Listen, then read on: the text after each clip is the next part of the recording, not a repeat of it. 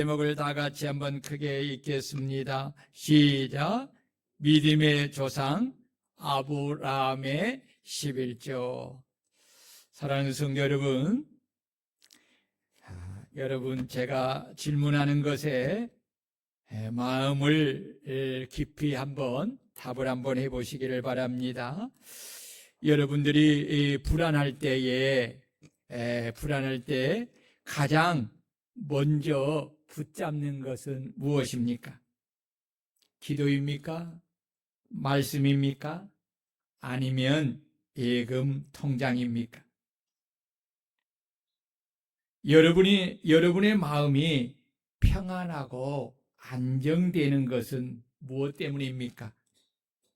기도하기 때문입니까? 말씀을 붙잡기 때문입니까? 아니면 돈과 재물이 있기 때문입니까? 내가 정말 불안할 때에 가장 먼저 붙잡는 것은 하나님이십니까? 아니면 돈과 재물입니까? 여러분의 마음이 평안하고 안정되는 것은 하나님 때문입니까? 아니면 돈과 재물 때문입니까? 신앙생활에서 가장 내려놓기 힘든 것이 무엇입니까? 건강입니까? 자녀입니까? 직장입니까? 아니면 돈과 재물입니까? 많은 사람의 마음속 깊은 고백은 돈과 재물이라고 합니다. 그 이유는 돈은 곧 생존이고, 돈은 곧 나의 미래이고, 돈은 곧 나의 안전이라고 믿기 때문입니다. 사람이 세상을 살아가면서 태어날 때부터 죽을 때까지 항상 밀접하게 함께하는 것은 돈이기에 사람은 누구나 돈의 필요성을 가지기에 돈을 사랑하고 돈을 벌어 많이 가지는 것이 삶의 목적이 되고 이유가 되었습니다. 그래서 사람들은 돈을 사랑하고 돈을 하나님처럼 믿고 사는 것입니다. 그러기에 하나님이 없어도 마음에 불안하지 않는데, 지갑이나 통장에 돈이 없으면 마음에 불안이 일어나고 염려와 걱정에 사로잡히게 되고, 돈이 있으면 언제 그리 했느냐 하며 마음의 기쁨을 가지고, 심지어는 늘어졌던 어깨에 힘이나 콧노래를 부릅니다. 이것이 바로 타락되고 부패된 인간의 전형적인 모습입니다. 이런 현상은 주의 재림이 가까울수록 더욱 심화됩니다. 바울 사도는 디모데후서 3장에서 말세의 특징에 대하여 사람들이 자기를 사랑하며 돈을 사랑하며 자랑하며 교만하며 비방하며 부모를 거역하며 감사하지 아니하며 거룩하지 아니한다고 하였습니다. 사람에게 돈은 이미 모든 것을 해준다는 맘모니즘에 전능한 하나님이 되었습니다. 이 세상은 너무나 현실적으로 강하게 사람의 마음과 생각을 사로잡기에 이 사상이 너무나 현실적으로 강하게 사람의 마음과 생각을 사로잡기에 아니라고 부정하기가 쉽지 않습니다. 전능하신 창조주 하나님을 믿는 성도들조차도 진리에 굳게 서지 못하면 돈을 자기의 주인, 자기 하나님으로 더 믿고 의지하며 더 사랑하며 사는 것입니다. 결국 돈을 사랑함이 일만하게 뿌리가 되어서 돈을 탐내어 마귀의 미혹을 받아 결국 예수 그리스도를 믿는 믿음에서 떠나 많은 근심으로 자기를 찌르는 어리석은 인생을 사는 것입니다. 그래서 예수님은 마태복음 6장 24절에서 한 사람이 두 주인을 섬기지 못할 것이니 혹 이를 미워하고 저를 사랑하거나 혹 이를 중히 여기고 저를 경히 여김이라.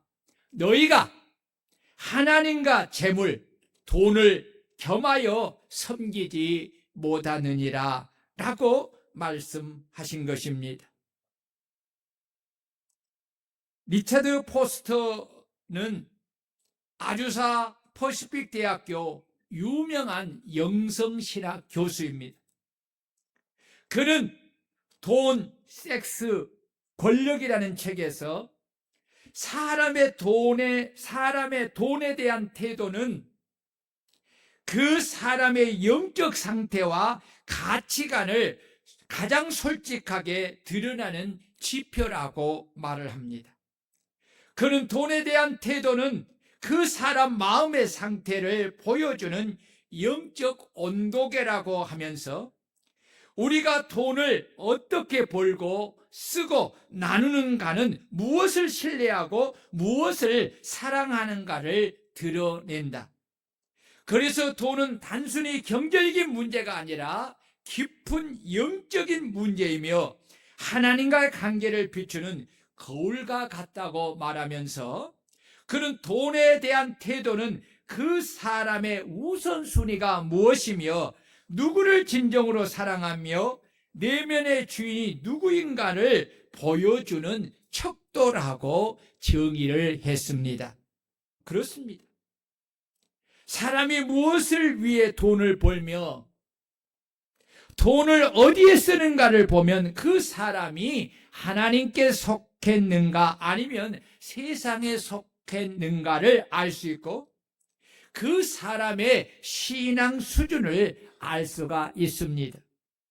그래서 교회에서 직분자들을 세울 때에 그 사람이 하는 헌금 생활을 참조하라는 것은 일리가 있는 말씀입니다. 왜냐하면 디모데후서 3장 3절에 직분자의 자격 중에 돈을 사랑하지 아니하며 라는 것이 들어있기 때문입니다. 종교개혁자 마르틴 루터는 사람의 지갑을 해심시키지 않고는 그 사람 전체가 해심이 되었다고 말할 수 없다라고 하였고, 이 리차드 포스트는 돈은 중립적이지 않다.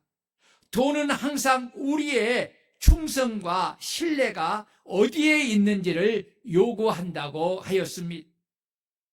그리스도인은 돈을 소유하지만 돈이 그리스도인을 소유해서는 안 됩니다. 그래서 돈과 재물은 신앙의 시험장이자 훈련장입니다. 우리가 이 세상에서 신앙적으로 올바로 살아가려면 세 가지 관계를 잘 맺어야 합니다. 첫째는 하나님과의 관계입니다. 둘째는 사람과의 관계입니다. 셋째는 물질과의 관계입니다.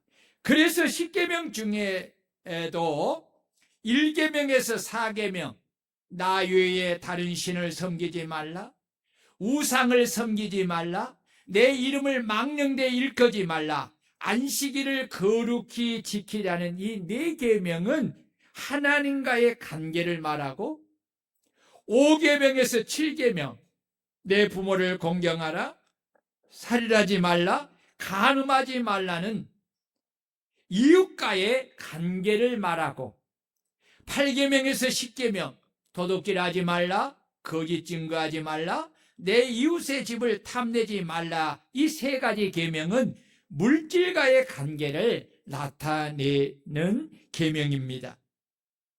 이 세 가지 관계를 잘 맺으면 우리는 하나님 안에서, 그리스도 안에서 행복한 삶을 살 뿐만 아니라 우리의 자손까지도 번창하는 축복된 삶을 살 수가 있습니다.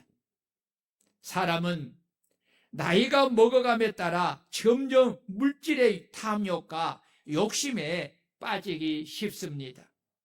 사람이 늙으면 시력도 약해지고 정력도 떨어지고 세상의 명예도 귀찮아집니다. 그런데 죽는 순간까지 붙들고 늘어지는 것이 있습니다. 그것이 바로 돈과 재물입니다. 마지막까지도 돈 싫다고 하는 사람이 많지 않습니다. 그래서 입술로는 주여 주여 하고 믿는다고 하면서도 그 마음속에는 물질에 대한 욕심과 탐욕이 가득 차 있기에 여전히 물질이 주인이 되어 하나님을 올바르게 섬기지 못하고 하나님께 영광을 돌리는 그리스도인의 삶을 온전히 살지 못하는 것입니다. 구약과 신약 성경에는 물질과의 관계에 대한 말씀이 참으로 많이 나와 있습니다. 특히 예수님께서 주신 교훈의 6분의 1이 물질에 관한 말씀입니다. 비유 가운데 3분의 1이 돈과 관련이 되어 있습니다. 달란트 비유, 포도원 품꾼의 비유, 품삯을 받는 돈에 대한 비유, 어리석은 부자의 비유, 불의한 돈으로 친구를 사귀라는 이야기 등 이 모든 것이 세상에 살면서 물질과의 관계를 올바로 하라는 말씀입니다. 그리스도인의 영성의 출발은 온전한 물질 관계의 실천에서부터 시작이 된다고 할 수가 있습니다. 하나님은 창조주이십니다. 아멘. 이는 만물의 주인이시라는 말씀입니다. 모든 만물은 하나님으로부터 시작이 되고 하나님으로부터 주어지고 하나님이 거두시는 것입니다. 피조물은 만물의 주인이신 하나님이 당신의 것으로 정하신 것을 알고 인생을 살아야 합니다. 하나님이 하나님 것으로, 만물이 다 하나님의 것이지만 하나님께서 그 만물을 주시면서 특별히 당신의 것으로 정하신 것이 있습니다. 가장 중요한 것은 택하신 백성, 하나님의 자녀, 구원받은 하나님의 자녀가 하나님의 것입니다. 이 하나님의 것인 하나님의 백성들에게 생활 속에서 하나님이 당신의 것으로 정한 3가지가 있습니다. 첫째는 안식일입니다. 주일입니다. 우리가 그래서 세례 공부를 할 때에 안식일, 일요일과 주일을 구별해서 가르칩니다. 안식일은 누구의 날? 주님의 날. 그래서 주일이라고 하는 거지요. 일요일은 누구의 날? 일요일. 세상 사람들이 일요일이라고 하잖아요. 나의 날. 그러니까 일요일은 나의 날이니까, 내가 주니까 나를 위해 쓰는 날이지요. 그런데 주일은 주님의 날이니까 주님을 위해 쓰는 날이에요. 안식일은 하나님의 날입니다. 두 번째로 11조입니다. 하나님은 11조를 하나님의 것으로 정하셨습니다. 세 번째는 모든 소산의 첫 열매는 하나님 것이라고 정하셨습니다. 이것은 성도가 반드시 지켜야 하는 삶의 선악과와 같습니다. 지키면 생명과 복을 풍성히 받고 욕심으로 따먹으면 저주를 받아 생명을 잃고 하나님이 주신 모든 것을 잃게 됩니다. 모든 것의 주인이신 하나님이 인간에게 생명을 주셨고 재물 얻을 능력을 주셨고 모든 돈과 재물과 소득을 주시면서 10분의 1을 당신의 것으로 정하시고 반드시 11조를 당신께 드리라고 하였습니다.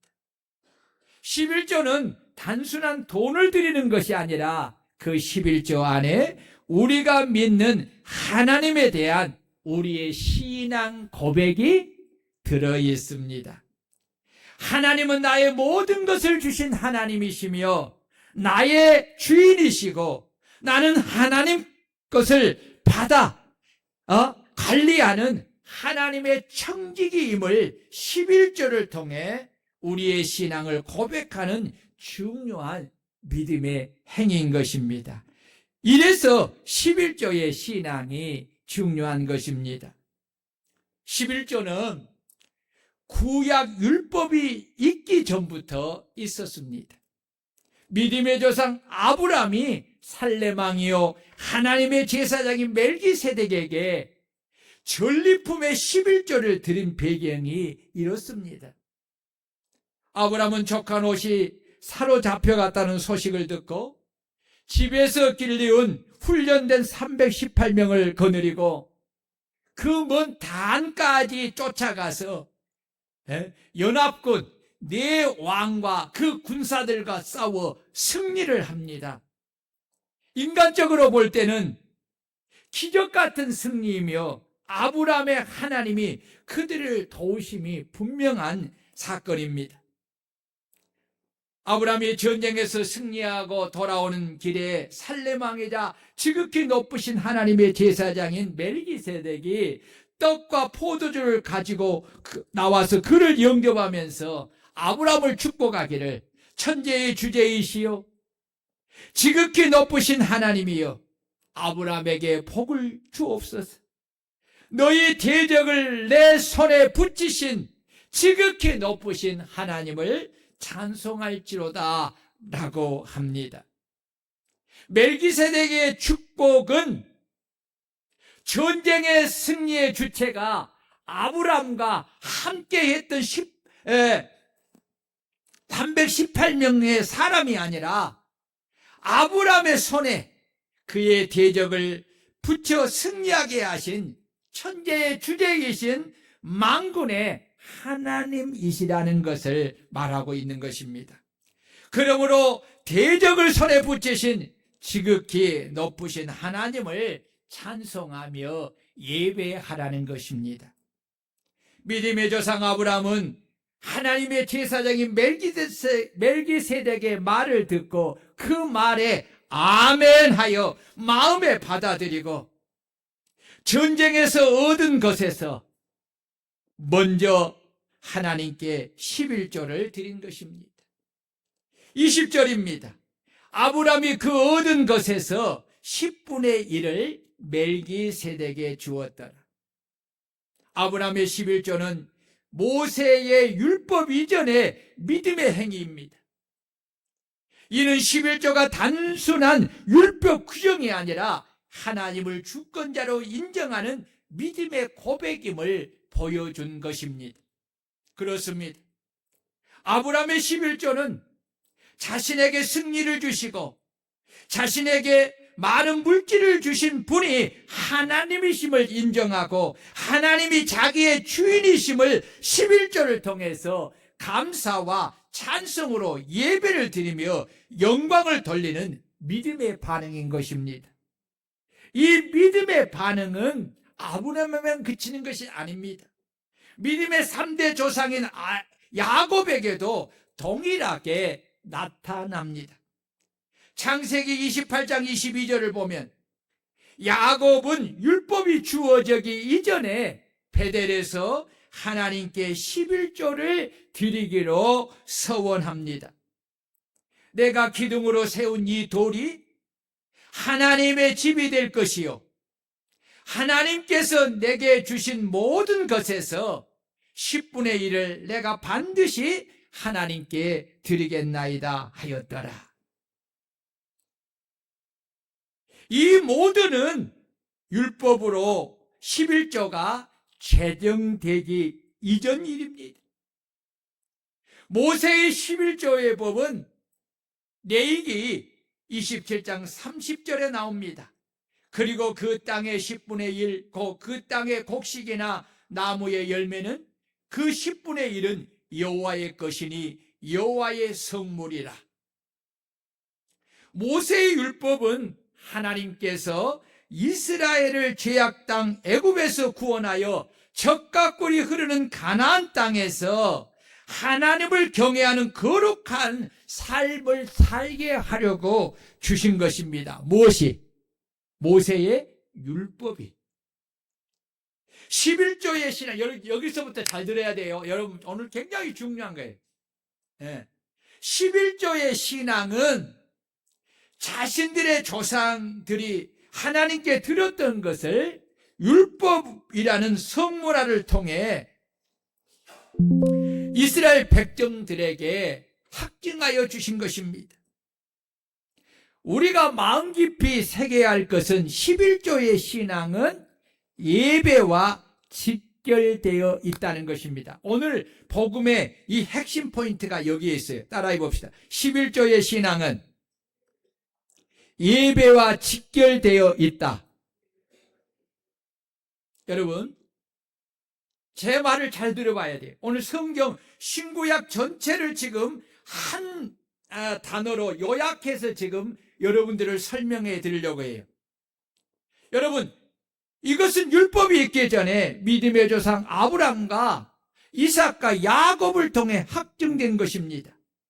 그래서 하나님의 제사장 멜기세덱은 아브람에게 전쟁에서 승리하게 하신 하나님을 찬송하며 예배하라 하였고, 아브람은 그 말씀에 아멘하여 11조를 드리면서 자신에게 승리하게 하시고 모든 것을 주신 하나님을 찬양하고 예배하며 영광을 돌린 것입니다. 이것은 하나님의 주권을 인정하는 일.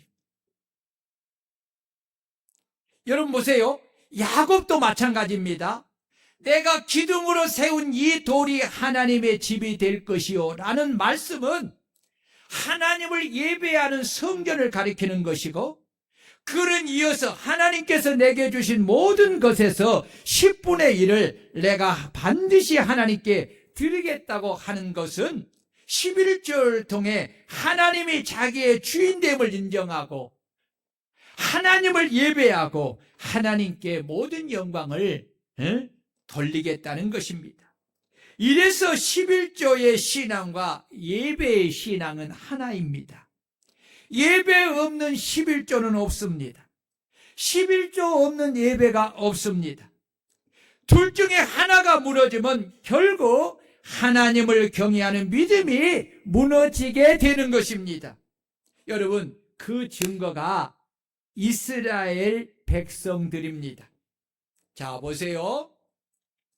가나안 땅에 들어간 이스라엘 백성들의 특징을 살펴보면 이스라엘이 부강해지며 나라가 든든히 세워져 가는 시기와 반대로 나라가 약하여지고 무너질 때 중심에는 그들이 하나님의 말씀에 순종하여 안식일을 거룩하게 지켜 하나님의 전에 나와서 하나님을 온전히 예배하고 하나님이 자신들의 왕이 되시고 주인 되심을 인정하는 11조를 온전히 드리는가, 아니면 11조를 온전히 안 드리고 하나님의 것을 도둑질하여 자신들이 가져가 먼저 쓰는가에 달려 있습니다. 여러분 들어보세요. 11조의 신앙이 무너지면 안식일 예배 신앙이 무너지고, 예배의 신앙이 무너지면 가정과 나라가 무너집니다. 반대로 11조의 신앙이 온전히 이루어지면 안식일 예배의 신앙이 활성화되면서 가정과 나라가 부강해집니다. 11조 신앙과 안식일의 예배의 신앙이 가장 활성화된 시기는 어느 시기입니까? 여호수아가 다스리는 가나안 정복 시기와 다윗이 통치하고 그의 아들 솔로몬이 통치하는 초기 시대입니다. 그 시대는 하나님이 그들에게 복을 주어 이스라엘 나라가 가장 왕성하고 부강해졌습니다.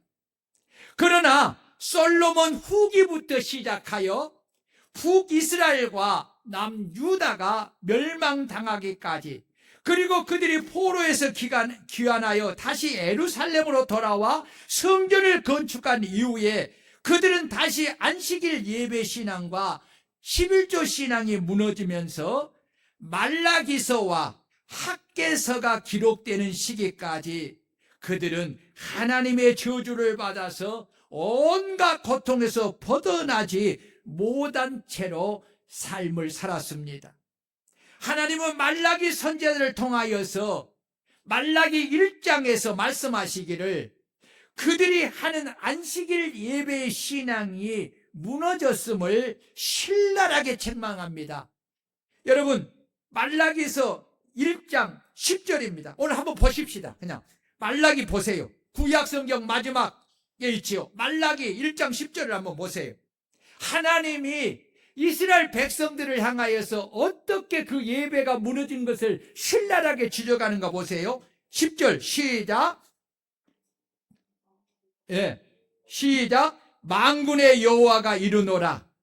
너희가 내 제단 위에 헛되이 불사르지 못하게 하기 위하여 너희 중에 성전 문을 닫을 자가 있었으면 좋겠도다.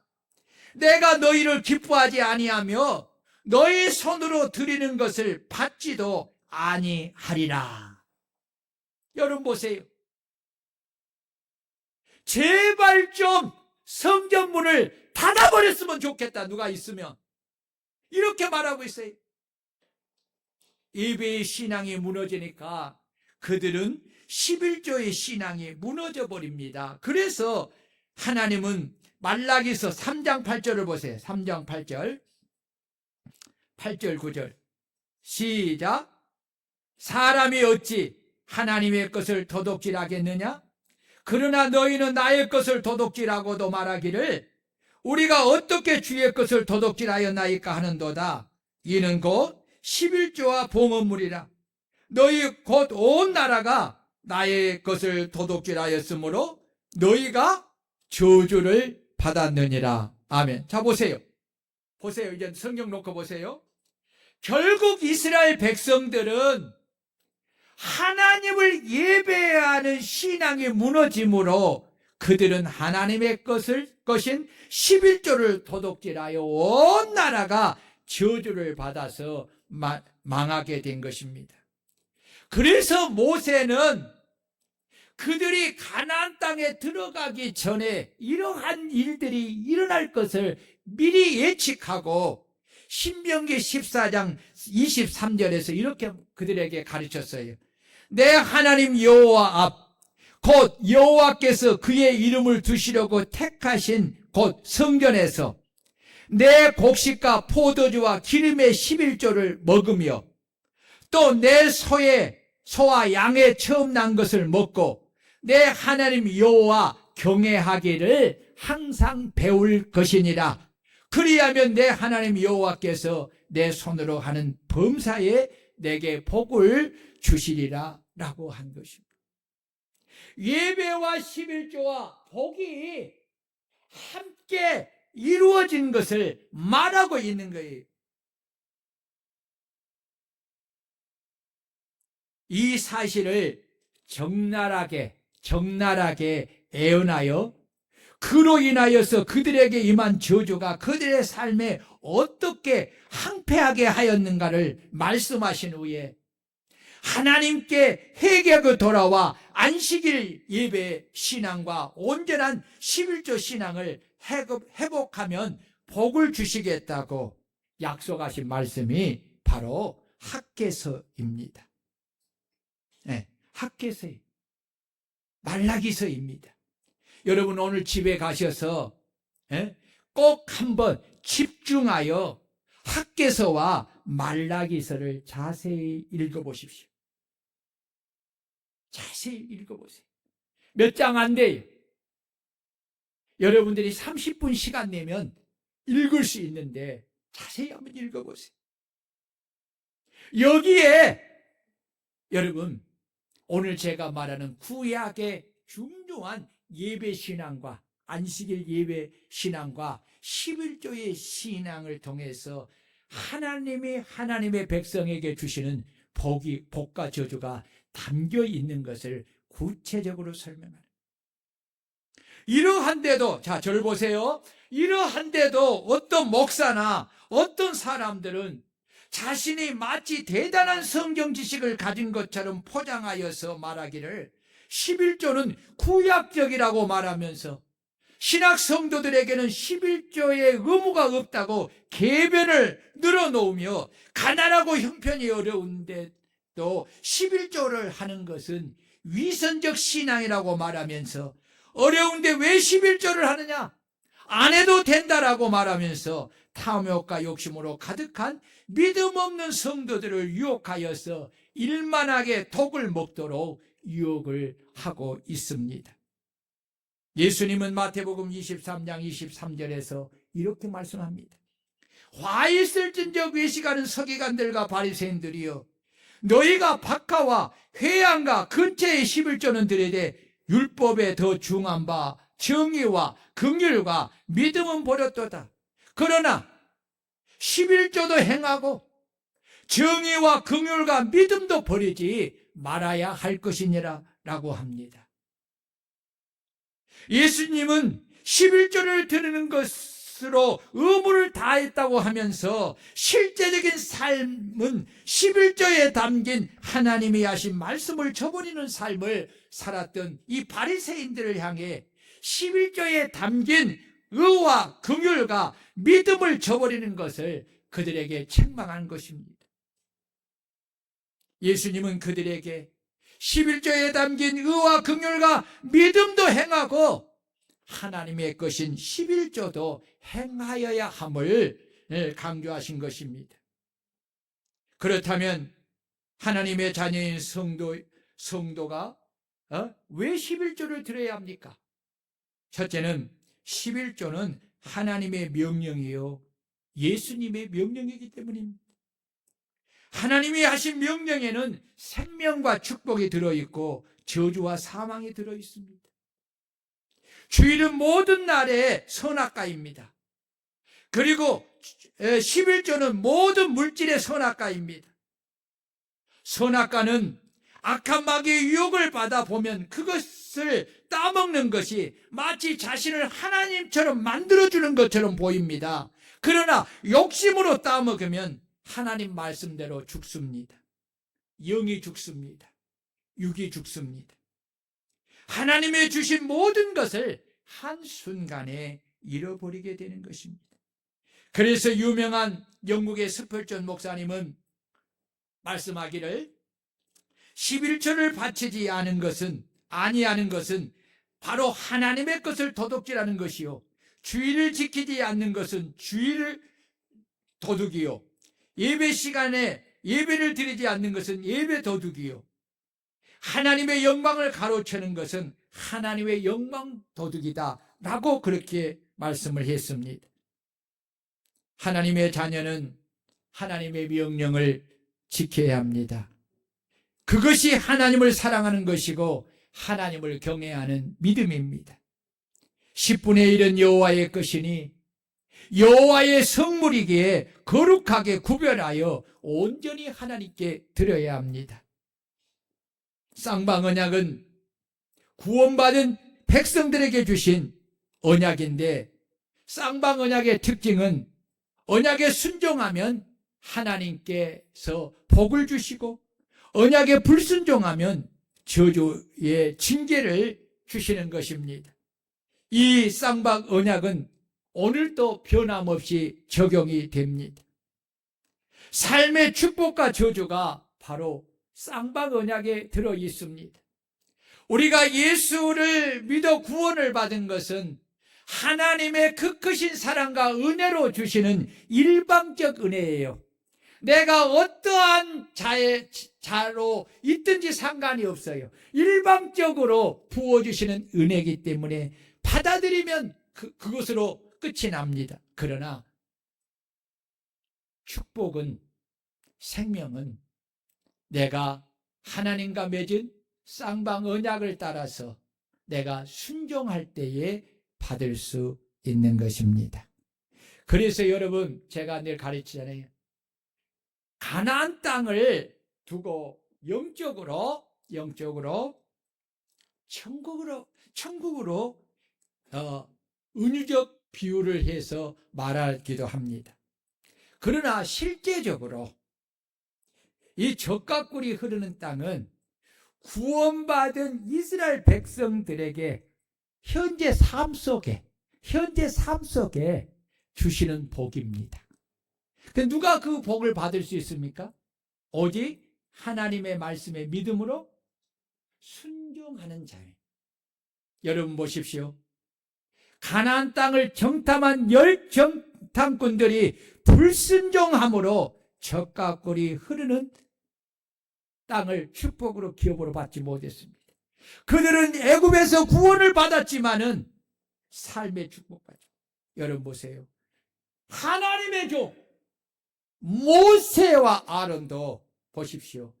하나님의 말씀에 순종하지 못함으로 젖과 꿀이 흐르는 가나안 땅에 들어가는 축복을 받지 못한 거예요. 그러면 모세와 아론이 천국에 가지 못했을까요? 구원을 받지 못했을까요? 아니란 말이지. 구원을 받지 못한 것이 아니에요. 이미 모세는 뭘 이야기하고 있어요?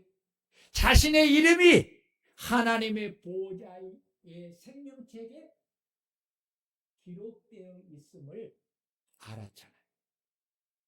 지워지지 않는 거예요. 모세가 구원을 받았다는 증거를 또 우리는 알 수 있어요. 예수님이 변화산상에서 나타난 구약의 두 인물이 있어요. 누구예요? 하나는 율법을 대표하여 모세고, 하나는 선지자를 대표하여 한 엘리야입니다.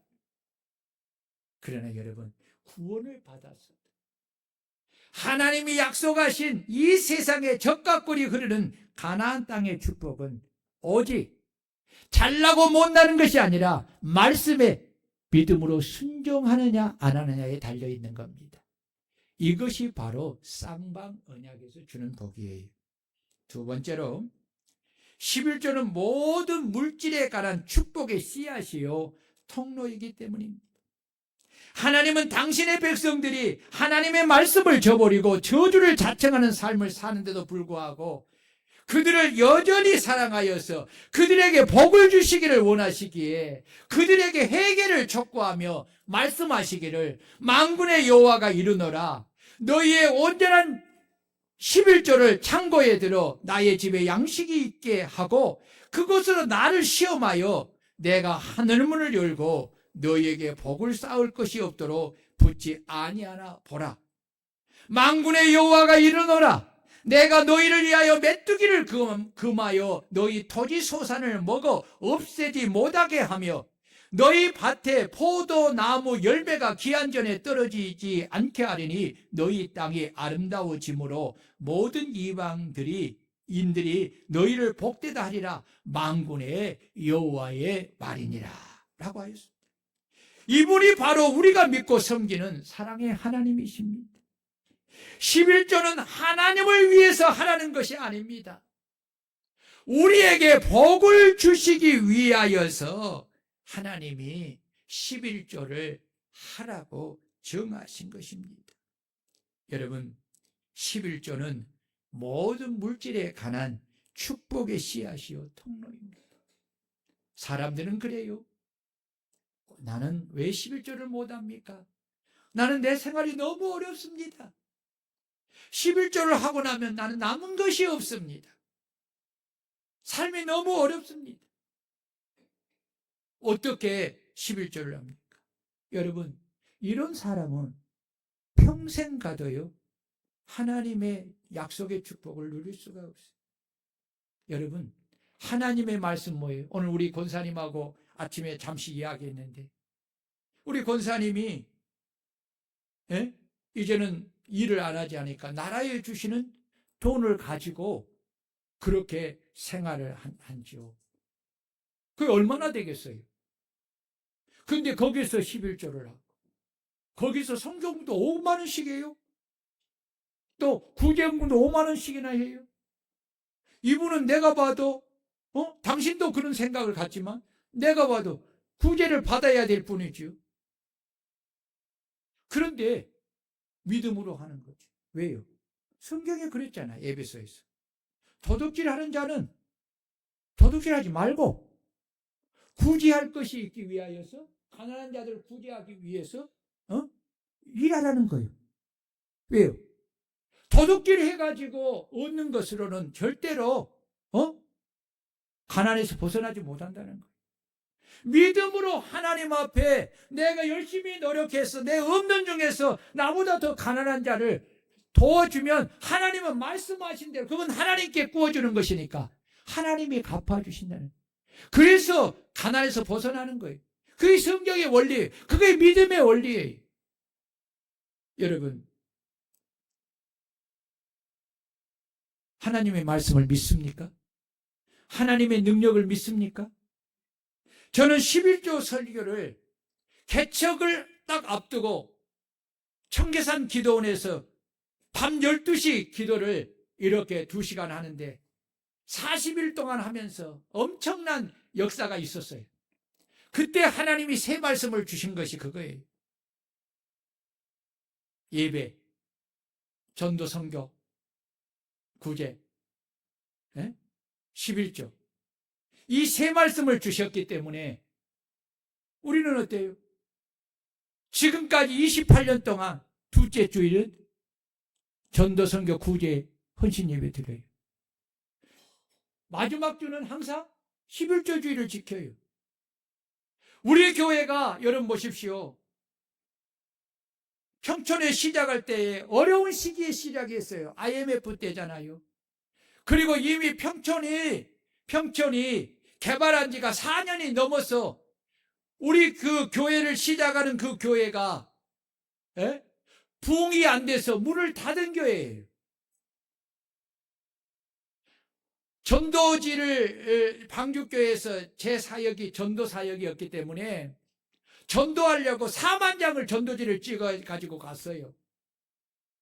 개척하는데 뭐 있겠어요? 밥 먹기 미안하죠. 그래서 전도하려고 그랬어요. 그런데 가서 보니까 이 평촌에 이 집에 나이마다 그때는 갈리인들이 있는 거예요. 교회에 들어갈 수가 없어요. 한 번은 몰래 들어가가지고 전도 들어갔는데, 와, 사람들이 나를 그 앞에 세워놓고, 얼마나 도둑놈 같이 그렇게 인격적으로 모독을 해요. 아, 참. 그리고 아예 이제 보면 못 들어가게 해요. 그래서 그때부터 새벽 2시간, 아침 정오 2시간, 밤 2시간 기도를 하기 시작했어요. 근데 하나님이 그때부터 성도들을 보내주었어요. 근데 IMF 시대, 얼마나 어려운 시대입니까? 여러분, 우리 교회 그때 오시는 분들이 교회에서 훈련받고 그렇게 훈련돼서 어떻게 하나님을 섬기고 어떻게 교회를 섬기고 이렇게 훈련받은 사람이 온 것이 아니야. 다 생짝이야, 생짝. 처음부터 다 가르쳐야 될 사람들이. 그런데 여러분, 그때도요, 그 가난한 사람들 앞에도 놓고도요, 이 11조 설교를 했고 선교 구제 헌금에 대한 설교를 했어요. 그리고 우리 교회가 건축을 하는 과정, 또 시험들 어려운 가운데 중에서도 아무리 돈이 없어도 우리가 선교 헌금을 쓰지 않았어요. 구제 헌금을 쓰지 않았어요. 하나님 앞에서 우리가 할 일을 최선을 다해서 했어요. 교회가 깨어지고 교회가 돈이 없어서 수도비 되고 그런 상황 속에서도 했어요. 여러분, 오늘 이 시점에 보세요. 우리는 믿음으로 달려왔기에 하나님이 우리 교회에 복을 주신 줄로 믿습니다. 여러분, 교회와 여러분은 남남이에요? 아니잖아요. 우리는 교회 공동체. 교회에 복을 주신 것이 여러분에게 복을 주시는 거예요. 아멘. 우리 성도들에게 복을 주실 거예요. 성도들의 복을 주신 것이 교회에 복을 주신 거예요. 우리 교회가 그래도요, 이렇게 우리 교회처럼 선교주의를 지키고 또 11조 주의를 지키는 교회는 거의 한국의 10%도 안 될 거예요. 제가 왜 이것을 이렇게 합니까? 하나님이 우리 교회를 세울 때에, 기도할 때에, 그 새벽에, 그 바위에서 하나님께 기도할 때에, 비늘이 하나 그냥 씌워서 추우니까 비늘이 씌우고 그 안에서 기도하면서 땀이 나도록 기도할 때 하나님이 주신 말씀을 붙잡고 지금까지 흔들림 없이 오았기 때문에 하나님이 우리 축복을 주신 거예요. 여러분, 제가 이야기하는 거예요. 나는 우리 자녀들에게도 항상 그렇게 가르쳤어요. 그런 간증의 증거도 있어요. 우리 성도님들에게 늘 이야기하는 거예요. 여러분, 제가 지금까지 목사의 양심을 두고 우리 하나님이 계신 이 앞에서 제가 말할 수 있는 것이 뭐냐? 나는 헌금을 위해 선교는 안 해요. 시시하게 인간에게, 사람에게 돈을 구차하게 구하지 않아요. 의지도 안 해요. 내가 제일 두려워하는 것은 하나님이에요. 나는 그분만 바라봐요. 다 없어도 나는 그분 바라보고 그분 앞에서 내 생을 마치는 거지. 누구를 의지? 근데 제가 진리에 굳게 서야 돼. 여러분들을 진리 가운데로 인도할 수 있어요. 세상이 얼마나 어렵습니까? 여러분, 목사가 여러분 눈치 없는 사람 아니잖아요. 시대를 볼 줄 모르는 사람이 아니에요. 사람의 소리를 듣지 못해요. 한국교회에서 지금 없어지는 것이 두 가지 설교회잖아요. 하나는 회개하라.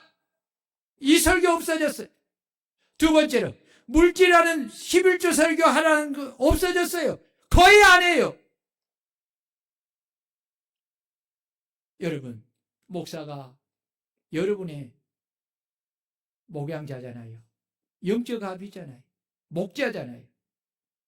하나님 앞에서 내가 진리에 굳게 서서 올곧은 믿음을 가져야만이 여러분들에게 진리를 가르치고 여러분들이 진리 가운데 굳게 서서 이 유혹의 시대가 많은 이 시대 속에서, 이 미혹의 시대에 만해서 돈이 하나님이 되고 재물이 하나님이 되는 이 시대 속에서 내가 돈보다 하나님을 사랑하고 하나님이 나의 주권자고 나의 주인이고 나의 하나님이신 것을 내가 인정하며 믿음으로 삶을 살아가는 이 삶을 살아가는 이것이 바로 주의를 지키는 예배의 신앙이고 11조의 신앙을 지키는 여러분 예배의 신앙인 것입니다. 여러분, 참으로 우리가요 하나님을 경외하는 것이 뭐예요? 지금은요 이 시대가 너무나 만모니즘이라는 뜻이 그거잖아요. 돈과 물질을 하나님처럼, 전능하신 하나님처럼 믿는 시대잖아요. 이미 이야기를 쭉 했잖아요. 제가 28년 동안 이 11조 설교를 했으니 여러분, 세상에서 11조에 대한 설교를 제가 안 본 것이 있겠습니까? 제가 11조에 관한 책들이 얼마나 많은 줄 아세요? 근데 원리는 변하지 않아요. 왜요? 진리니까. 아멘. 우리는 하나님을 믿는 겁니다. 우리는 하나님의 진리를 믿는 것입니다. 마지막 때에 여러분, 이 진리를 부정하는 사람들이 나타납니다. 그런데 마지막 봅니다. 요한계시록 22장. 마지막 봅니다. 요한계시록 22장 18절 19절을 보세요. 18절 19절 시작. 내가 이 두루마리의 예언의 말씀을 다 읽으십시다. 시작. 내가 이 두루마리의 예언의 말씀을 듣는 모든 사람에게 증언하노니 만일 누구든지 이것들 외에 더하면 하나님이 이 두루마리에 기록된 재앙들을 그에게 더하실 것이요, 만일 누구든지 이 두루마리의 예언의 말씀을 제하여 버리면 하나님이 이 두루마리에 기록된 생명나무와 및 거룩한 성의 참여함을 제하여 버리시리라. 여러분, 하나님 말씀은 진리예요. 목사가 마음대로 시대에 맞춰서 빼고 더하고 할 수 있는 거 아니에요. 말씀 그대로 믿고 말씀 그대로 전해야 합니다. 아멘. 우리 다 같이 말씀을 부여잡고 하나님, 참 11조에 대한 말씀을 할 것이 너무 많아요. 단순한 10분의 1이 아닙니다. 내 삶의 모든 것이 주님의 것이고 내가 내 삶에 온전한 11조를 드리는 이런 삶을 드려야 합니다. 하나님이 하나님 되심을 인정하고 온전한 11조 신앙, 또 하나님의 주권을 인정하는 예배의